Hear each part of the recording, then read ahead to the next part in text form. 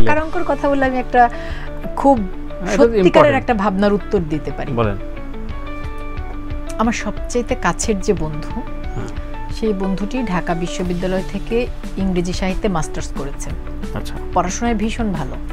তারপর সে আমেরিকার ফুল ব্রাইটে স্কলারশিপ নিয়ে সে সেকেন্ড মাস্টার্স করেছে।